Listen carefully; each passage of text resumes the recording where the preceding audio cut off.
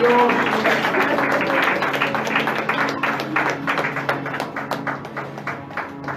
Hermano, esta noche abra su Biblia, 1 de Samuel, capítulo 28. Versículo 8. Amén.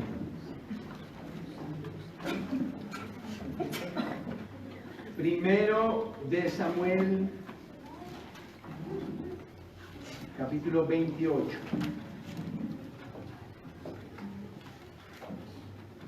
Primero de Samuel, capítulo 28, versículo 8 dice: y se disfrazó Saúl, y se puso otros vestidos, y se fue con 2 hombres, y vinieron a aquella mujer de noche. Y él dijo: yo te ruego que me adivines por el espíritu de adivinación, y me hagas subir a quien yo te dijere. Amén. Tome asiento.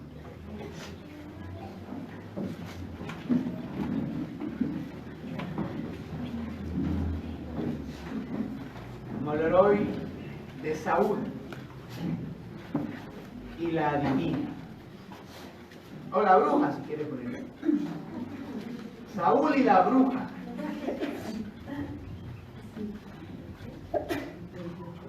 Bendito sea Dios. Ya vamos a acabar el libro de Samuel. Y habremos terminado un libro más en nuestro propósito de estudiar toda la Biblia. Nos quedan 4 capítulos únicamente. Y aquí terminando, se nos va a mostrar una imagen de Saúl, que nos muestra el lugar hasta donde puede llevarnos la desobediencia, el pecado. Tenemos aquí una imagen muy triste de Saúl, que es totalmente diferente a aquella que vimos cuando empezamos a estudiar el libro. Aquel hombre maravilloso, ungido, rey de Israel, el primer rey de Israel, va terminando de la manera como usted va a leer en este capítulo 28. Va a tener aquí usted una ilustración de aquel conocido versículo: la paga del pecado es muerte. Y lo va a ver usted aquí en la vida de Saúl. Amén.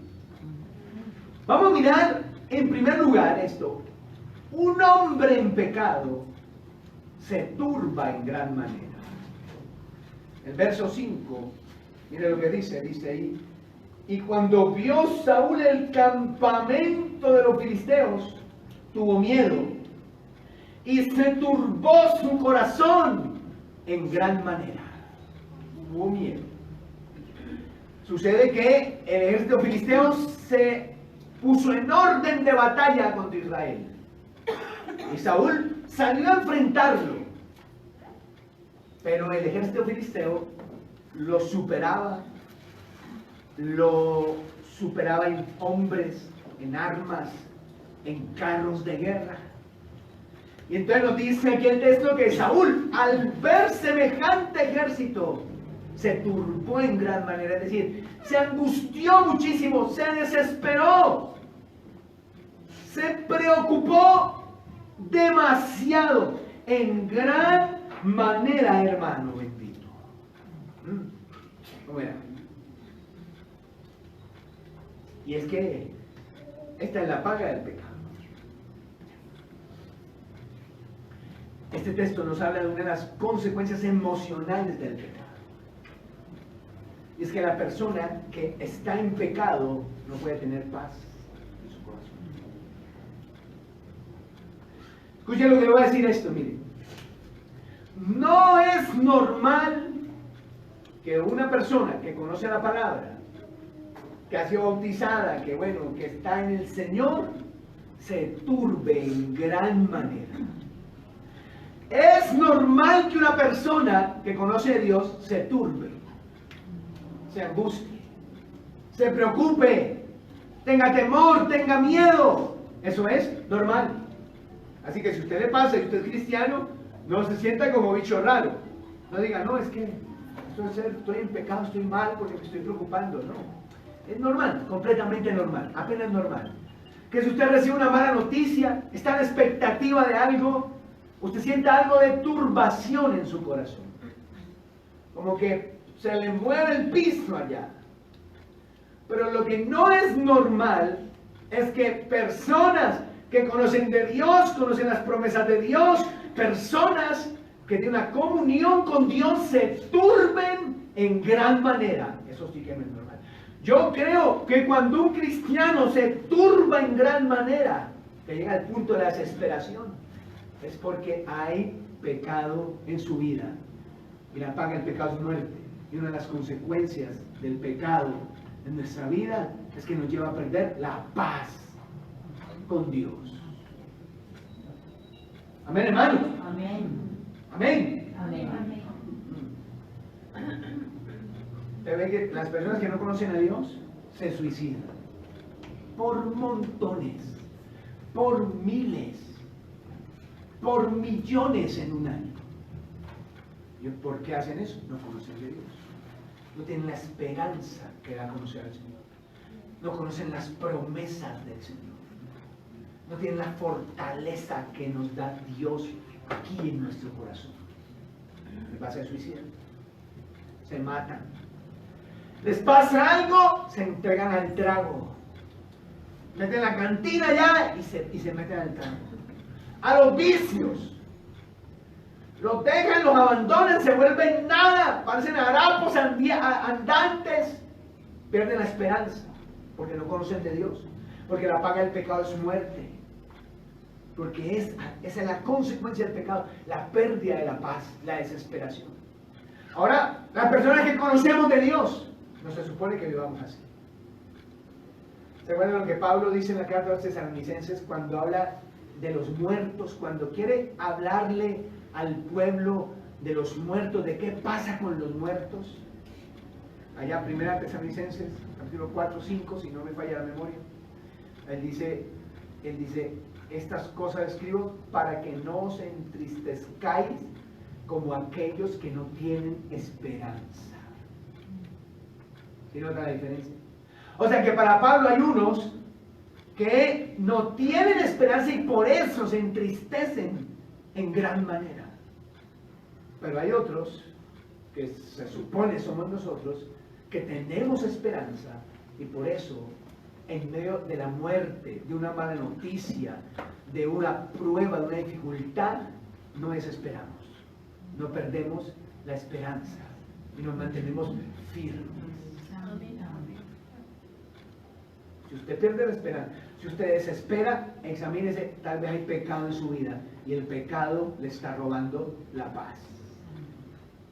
¿No ha notado? Que cuando el creyente es firme, pasa una muerte, muere alguien. Y la persona está así, y uno dice, está tan tranquila. Eso es que no lo quería. No, no es que no lo quería, es que hay una relación con Dios. ¿Ha oído usted eso? Amén. ¿Cierto? Hace poco pasó, usted veía la serie. Cuando su esposo murió así, uno la miraba y ¿a qué horas pega el grito? ¿A qué horas va a desmayarse? ¿A qué horas va a volverse nada? ¿A qué hora? ¿A qué? Ya la veía. Obvio lloraba, pero una paz, una tranquilidad, una cosa. Y uno mismo lo vive. Le vienen a uno con la peor noticia, ¿no? No, ¿qué tal? Tal. Y uno se angustia y todo. Pero hasta uno mismo se preocupa, dice, pero ¿por qué no estoy más preocupado? Se preocupa porque no está más preocupado. Dice, pero yo debería estar más angustiado, debería estar muy angustiado, debería estar como desesperado, pero ¿me pasará algo? ¿Será que me he vuelto duro de corazón? Piensa uno. Pero no es eso. Es que uno tiene una relación con Dios. Uno tiene una relación con Dios. Y el gozo del Señor es mi fortaleza. Amén, amén, amén.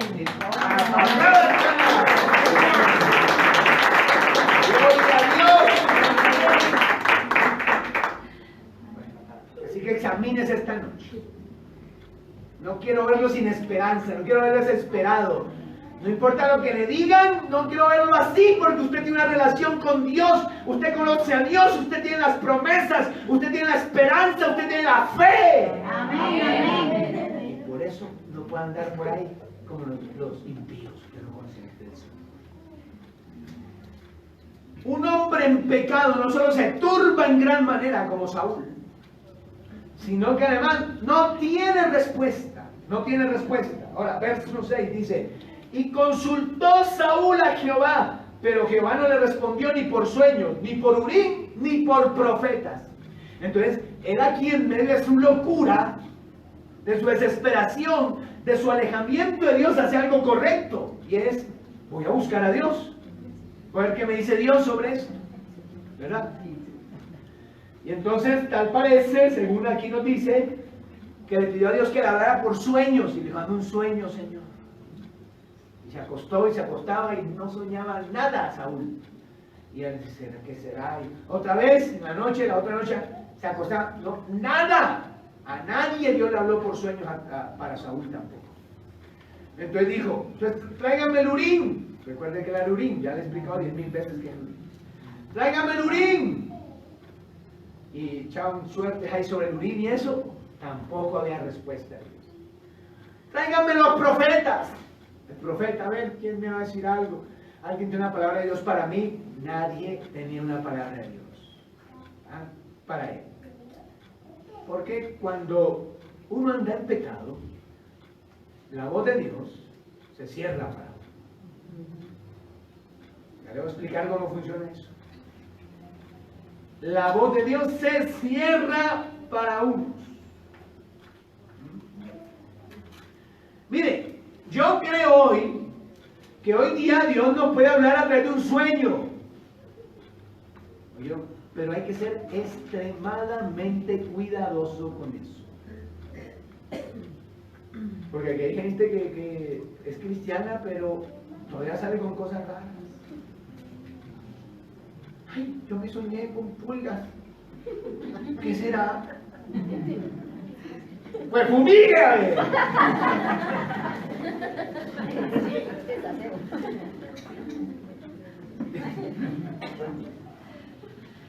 Yo conocí una señora que era así, así cuando yo no era cristiano, creía mucho en eso de los sueños.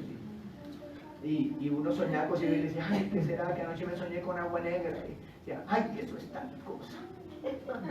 Me decía uno, y el pálpito enseguida ahí: ay, yo me soñé que me casaba.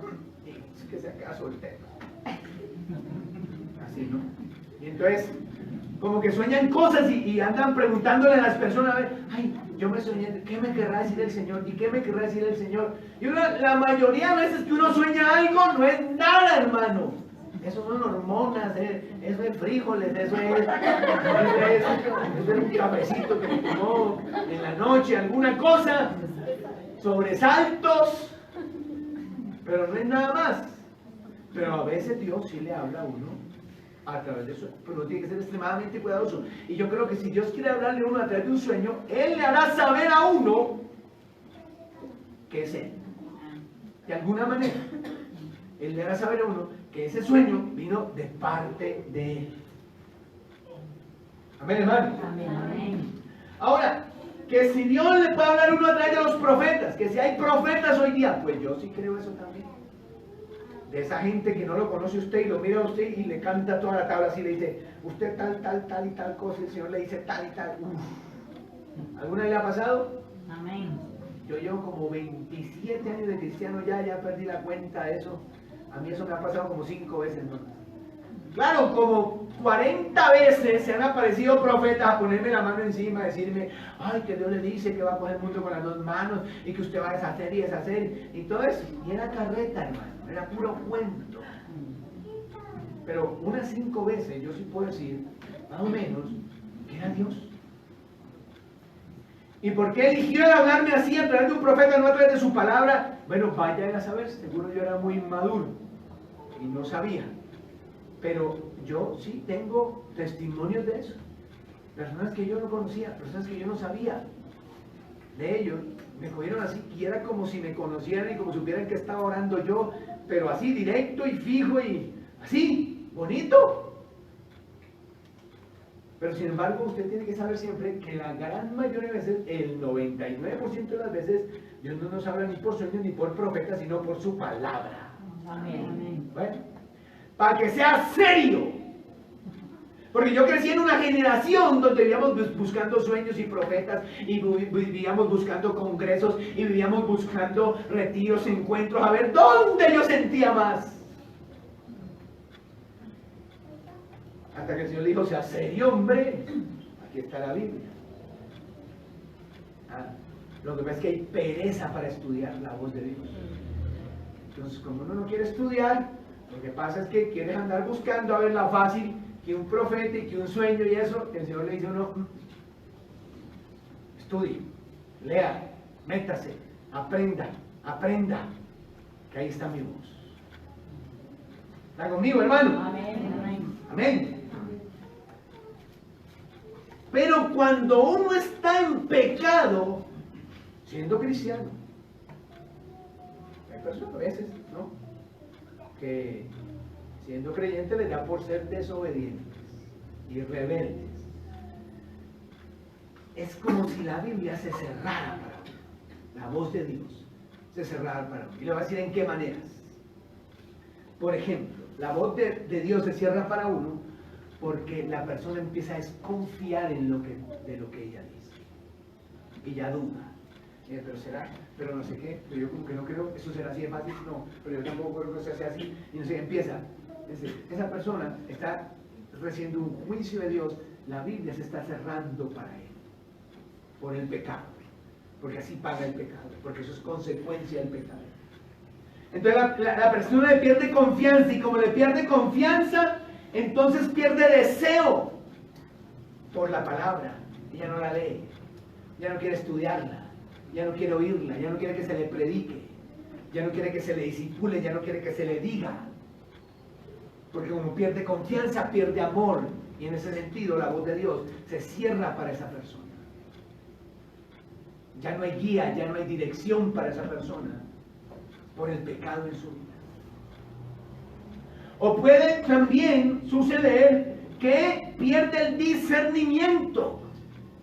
Y entonces antes leía, antes entendía, antes estudiaba, comprendía, pero ahora por el pecado en su vida, la voz de Dios se cierra y ahora va a leer y no entiende nada. Y como consecuencia se aburre. Dice, ay, no soy yo, ay, yo ya no entiendo, pero ¿qué será? Y pierde la capacidad de entender, que se nubla por el pecado. La manera más segura como Dios nos habla es a través de su palabra. Cuando es bien interpretada y cuando el Espíritu Santo de Dios viene y la ilumina nuestra vida. Ahí es. Yo creo que es una experiencia bonita eso. No sé, me parece un ángel ligado, ¿no? Tranquilos. Pero yo estaba oyendo una predicación y el predicador citó un texto ahí, está en 2 de Pedro, cuando el Señor dice allí que somos participantes de la naturaleza divina. ¿Saben cuántas veces había yo leído eso? Muchísimas veces. Que somos participantes de la naturaleza divina. Pero cuando lo oí ese día, es como si un taco se me hubiera saltado allá adentro. Y entendí de ese texto algo que yo me pregunté, pero ¿cuántas veces lo leí? ¿Por qué nunca caí en cuenta de eso? Oye, yo no sé si usted está cayendo en cuenta de eso. O sea, fíjense que ese texto habla de la naturaleza de Dios. Naturaleza. Y dice que yo comparto la naturaleza de Dios. Que yo participo, imagínense una cosa tremenda, que yo participo de la naturaleza divina. A eso es lo que se le llama la iluminación del Espíritu Santo, como que algo que usted no entendía, ahora cobra como vida, como que se ilumina ese texto para usted y usted puede comprenderlo. vida.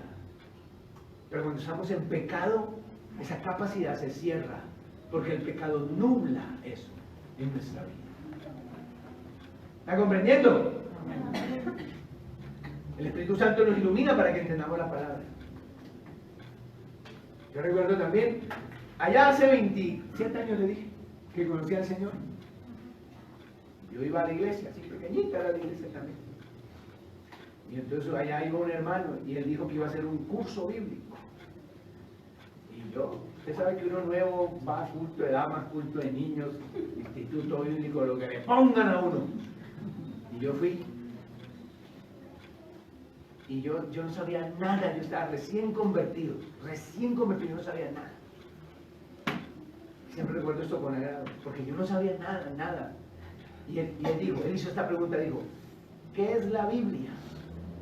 Y yo, que nunca había hecho un curso bíblico, que yo nunca nada, estaba recién convertido, al ser la mano y dije, la Biblia es la revelación escrita de Dios.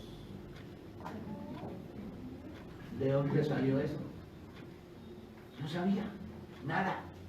Y así caminando me dijo, ¡exacto! Y yo, pero luego recuerdo, digo, ¿pero de dónde me salió eso? Si yo no sabía nada. Hoy día yo digo eso y todo el mundo, sí, normal. Pero en ese momento, yo no sabía nada. Esa es la iluminación del Espíritu Santo. Ilumina su palabra a nosotros, ilumina sus verdades a nosotros, pero esa iluminación se nubla cuando andamos en pecado, como el pobre Saúl, que ya ni por profetas, ni por sueños, ni por Urim, todas las maneras estaban cerradas para él, porque esa es la paga del pecado. Entonces fíjese, un hombre en pecado se turba en gran manera, pierde la paz, desespera, se enloquece en medio de las tribulaciones. Esa es la paga del pecado, consecuencia. Pero un hombre en pecado también no tiene respuesta. La palabra se cierra para él. La revelación, la iluminación del Espíritu Santo se cierra para él y Dios no le habla. Pues es que cuando hay una pareja de novios, dicen, ay, que estamos orando para ver si nos casamos, pero están que fornican. Eso, iba a decir una cosa, pero no. Eso le dan a eso como mejor dicho. Y dice que orando a ver si Dios le revela si Él quiere que se casen. ¿Usted cree que Dios le va a revelar a personas así su voluntad? ¿Qué le va a mostrar su voluntad? Y nada. Y comete el error. Mete la pata. Pero si uno sinceramente quiere que Dios le revele su voluntad, una de las primeras cosas que uno tiene que hacer es alejarse del pecado y buscar la santidad, para que así la iluminación del Espíritu Santo no se nuble para uno, y entonces Dios le muestre lo que Él quiere que uno haga. ¿Están comprendiendo? Por eso es que a veces vienen, que nos vamos a casar, y están dando, bueno, y uno le pregunta, ¿y ustedes están fornicando? No, santidad a Jehová, no, dice. Porque mire que la Biblia dice esto y esto y esto. ¿Va? No hacen caso. ¿Por qué no hacen caso? ¿Por qué no hacen caso? Porque se les cerró la revelación. No entienden. Y no entienden porque están en pecado. Y así con 1000 cosas más. Ahora, no solo que no tiene respuesta, sino que el hombre en pecado busca opciones. Entonces, como está en la carne, empieza a hacer la suya. Empieza a ayudarle a Dios, como dicen por ahí. Empieza a tratar de sacar las cosas adelante por él mismo, en sus estrategias, en sus ideas humanas. Y ahí es cuando a Saúl se le ocurrió la maravillosa idea que como Dios no me habla, pues vamos a poner la bruja. Pues vámonos a poner la bruja. Si Dios no me habla por profeta, Dios no me habla por sueños, Dios no me quiere hablar por el Urim, pues que me hable por la bruja. ¿Puede usted creer eso? Y sí, Señor, que se fue a buscar la bruja para que le llamara de entre los muertos a Samuel, al profeta Samuel, que ya había muerto, obviamente, ¿no? Y entonces se disfrazó, así como en Halloween, se disfrazó y se fue. Y fue el versículo que leímos cuando comenzamos, que dice, y vinieron aquella mujer de noche, y él dijo, yo te ruego que me adivines por el espíritu de adivinación, y me hagas subir a quien yo te dije. Figúrese.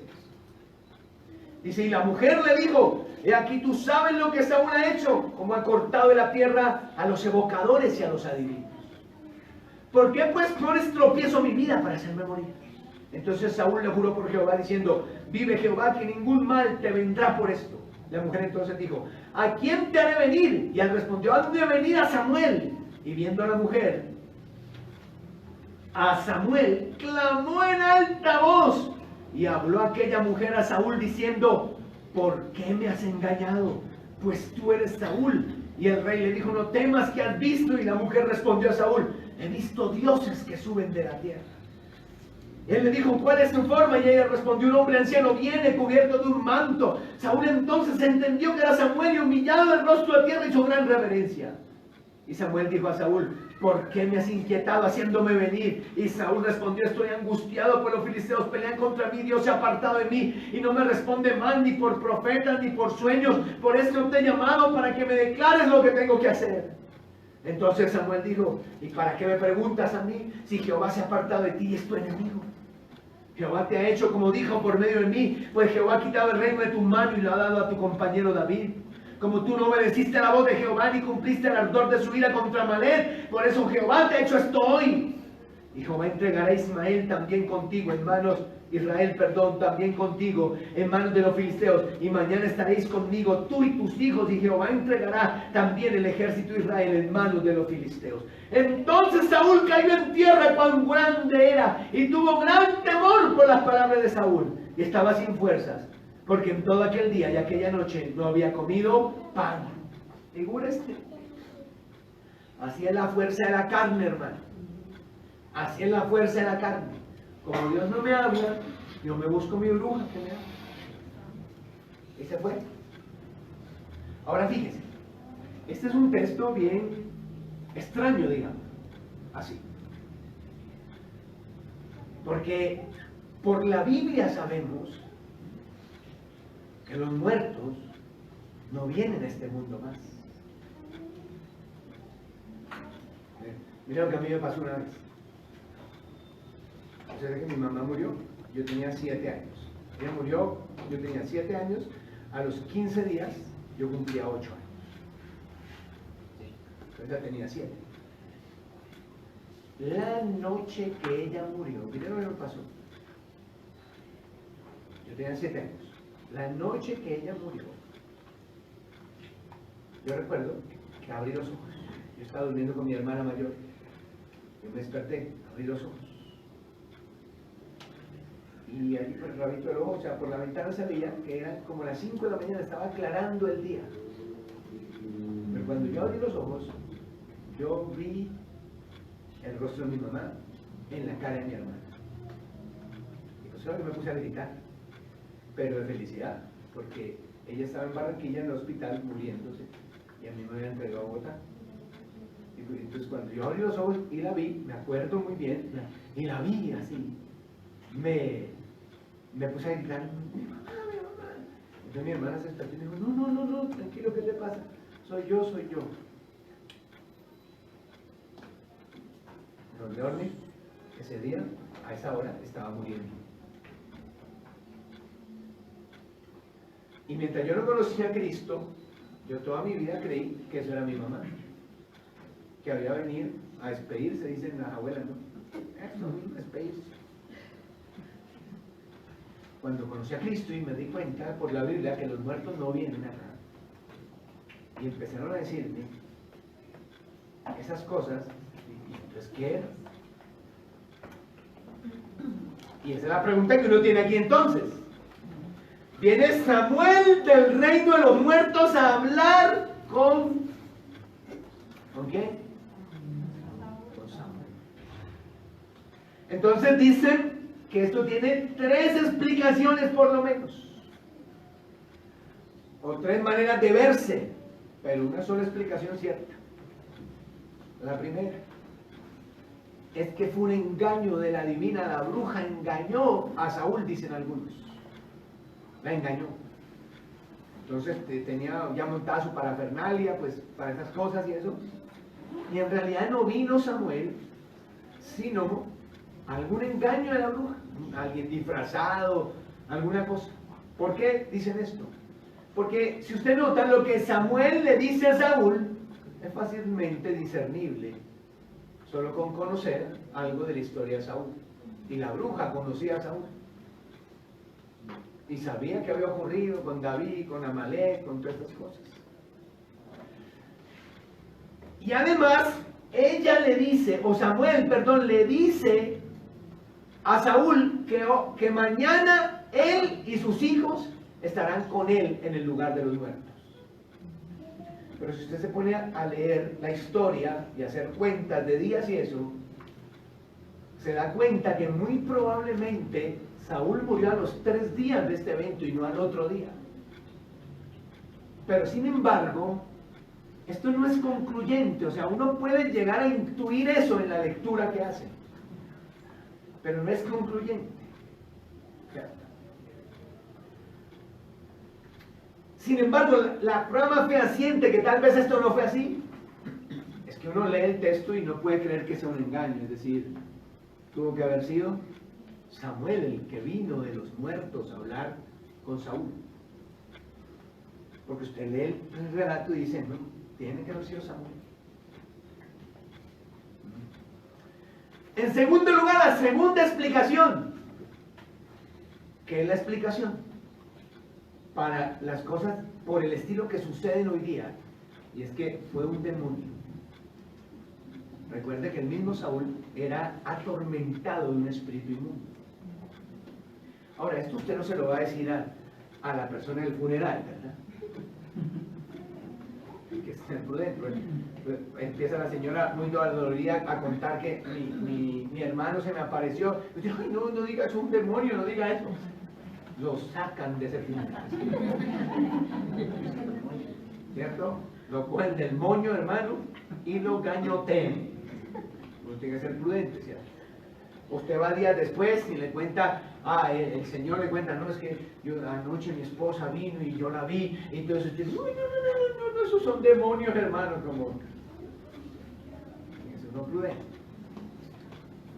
Pero yo con el conocimiento bíblico que hoy tengo, digo, no era mi mamá ese día, era un espíritu inmundo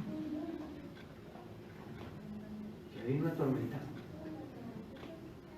aprovechando esa situación, porque mi mamá ojalá esté en el cielo.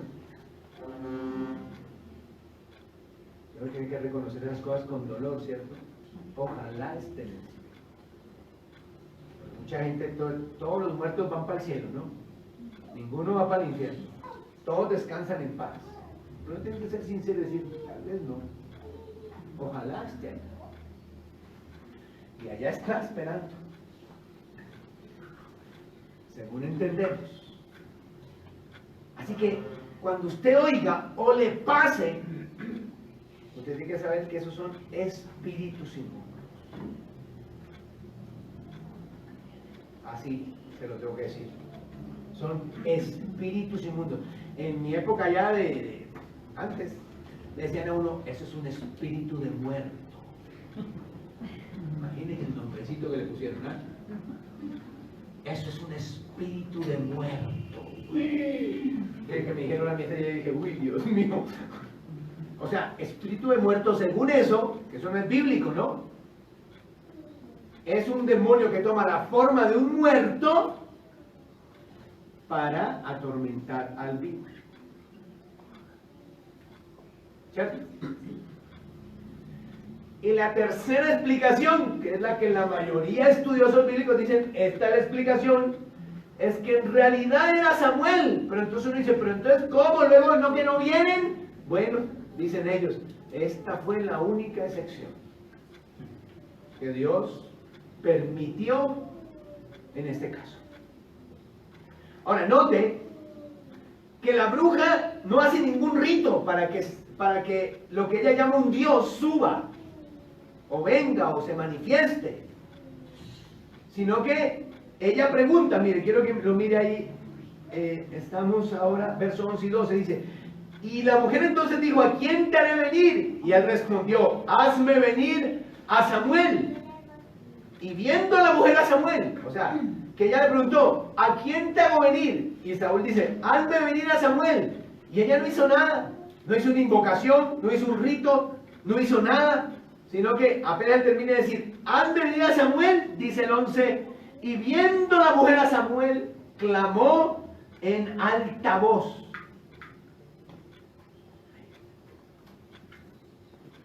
No hubo invocación. O sea, Dios le permitió a Samuel volver. Como Elías, ¿recuerda? Lo que dicen que Elías no está muerto. Y a Moisés. Más o menos así, más o menos. Le permitió volver. Para que hablara con él. No deja de ser llamativo que la bruja grita cuando ve a Samuel.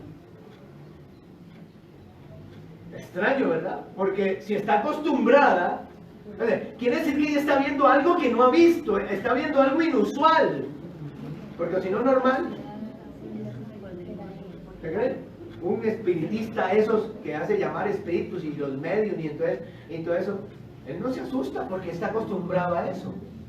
Pero dice ahí que la mujer pegó un grito, un alarido y se asustó y todo de venir. ¿Qué es lo que estás viendo? Y entonces ella le dice, un hombre anciano viene cubierto de un manto. Eso es lo que vimos. Pero lo que nos tiene que quedar claro, muy claro, es que ese tipo de apariciones no son de Dios, no provienen de Dios, no vienen de parte de Dios. ¿No entender? Amén. Y fíjese el retratito que nos deja la Biblia. Este es el último, antes de su muerte, que vamos a ver de Saúl. El retratito. El primer rey de Israel frente a una bruja, buscando, consultando muertos. Esta no era la voluntad de Dios para Saúl.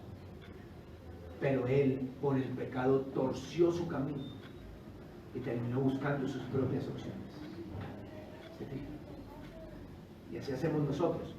Cuando ya nos vemos sin el respaldo de Dios por el pecado, cuando ya la voz de Dios se ha cerrado para nosotros por el pecado, entonces empezamos a buscar opciones y empezamos a idear nuestras propias estrategias y nuestras propias ideas que involucran pecado, obviamente, y que por involucrar pecado no son la voluntad de Dios.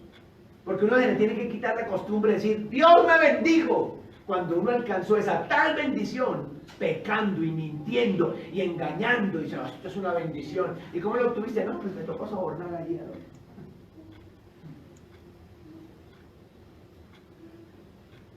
¿Está conmigo? Entonces, ese es el retrato. Vemos aquí un hombre desesperado,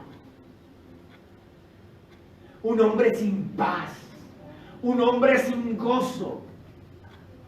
Vemos un hombre aquí a quien Dios ya no le habla, ya no le dice nada, a quien, según Samuel le dice, es enemigo de Dios.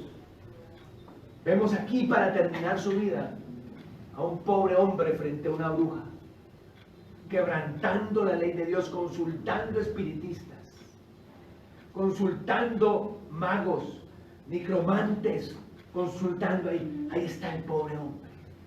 Solo le queda la muerte ahora. Pero pensemos eso, ya para terminar. Pensemos eso. A veces nosotros somos los que estropeamos por completo lo que Dios quería hacer de nuestra vida. Es nuestra rebeldía, es nuestro deseo de hacer las cosas a nuestra manera, es nuestra desobediencia.